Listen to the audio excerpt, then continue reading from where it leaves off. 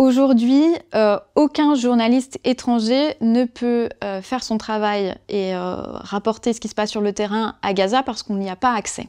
Clairement, dans toute guerre, il y a aussi une guerre qui se joue au niveau de la propagande.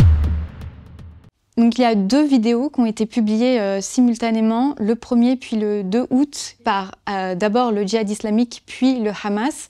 Elles montrent 2 otages israéliens qui sont toujours retenus à Gaza et ce sont des vidéos qui ont énormément choqué. Aujourd'hui, normalement, selon le décompte qui a été donné par les autorités israéliennes, il reste 49 otages à Gaza, dont à peu près une vingtaine seulement seraient encore en vie. Ce sont des chiffres à prendre évidemment avec précaution parce qu'il y a pas mal d'otages dont on ne sait en fait pas vraiment ce qu'ils sont devenus, s'ils sont toujours vivants, s'ils sont morts. Ces vidéos, elles ont été publiées à ce moment-là, début août, parce que c'est un moment où la population gazaoui est au bord de la famine. L'ONU a alerté plusieurs fois. Et en fait, c'est des messages que le Hamas fait passer à travers ces otages qu'il filme. Il s'agit d'interpeller le public israélien, de choquer même l'opinion israélienne pour qu'elle fasse pression sur son gouvernement. Ils savent aussi utiliser certaines expressions en hébreu, le fait que les otages aient interpellé directement le Premier ministre, de s'invectiver au Parlement, c'est quelque chose qui fait partie de la vie politique israélienne, donc ça démontre un peu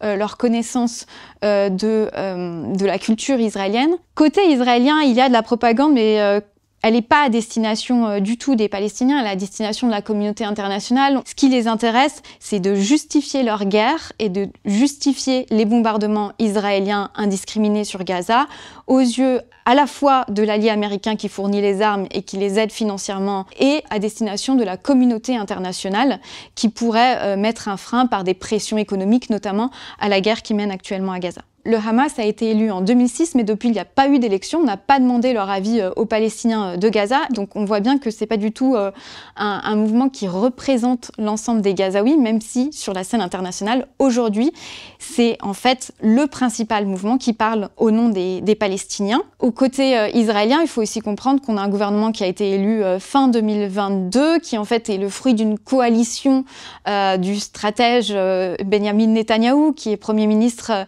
le plus endurant en Israël et qui a vraiment un fin sens politique.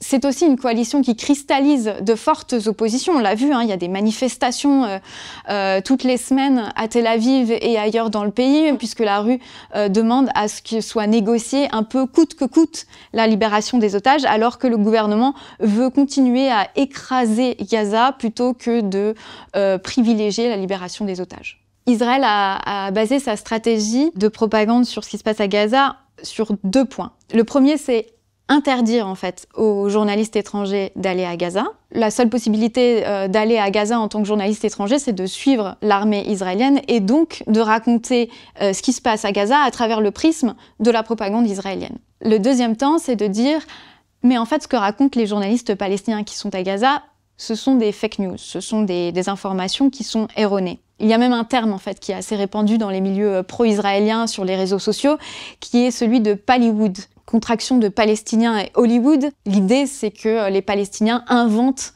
des histoires et qu'ils racontent des fictions. On a plus de 200 journalistes palestiniens qui ont été tués à Gaza depuis le 7 octobre.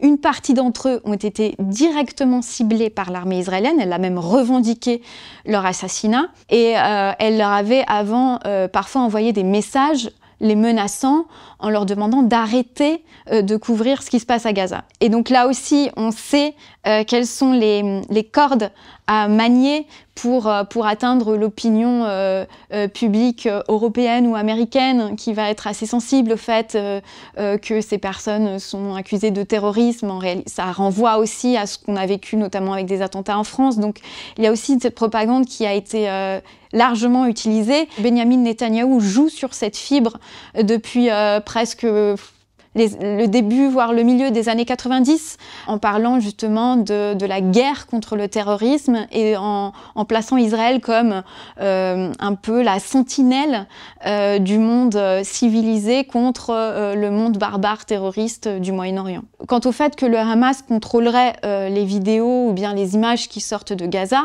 Ça paraît aujourd'hui impossible. Le Hamas n'arrive même pas à contrôler en fait des bouts de rue. Le Hamas a perdu beaucoup d'hommes. Aujourd'hui, ils sont pour la plupart en train de combattre ou bien terrés dans les tunnels. Et donc, clairement, les journalistes palestiniens peuvent faire leur travail et ils le font avec une abnégation qui force quand même le respect aujourd'hui. Mais également, Israël interdit aux observateurs étrangers, notamment aux chercheurs des organisations de défense des droits humains, d'enquêter en fait sur le terrain, et ça aussi, ça montre qu'il y a une volonté israélienne d'empêcher d'accéder à des preuves des crimes de guerre qui sont commis actuellement à Gaza par Israël. Benyamin Netanyahou annonce qu'il veut occuper militairement Gaza, mais ne pas l'administrer. Il voudrait le donner à des forces arabes, mais qui? Donc tout ça est très flou, et le public israélien est de plus en plus contre ce gouvernement en disant « nous, on veut le retour des otages », mais c'est pas assez suffisant pour faire une pression sur le gouvernement de Benyamin Netanyahou. Pourquoi? Parce qu'en fait, Benyamin Netanyahou joue sa survie en votant toujours la poursuite de la guerre pour ne pas aller devant la justice. C'est ce qui lui permet d'aujourd'hui toujours être Premier ministre. Mais en tout cas, le gouvernement y va, fonce malgré tout, et en fait crée un peu cette politique de fait accompli. Plus on avance dans l'anéantissement de Gaza, moins on a de choses à négocier finalement.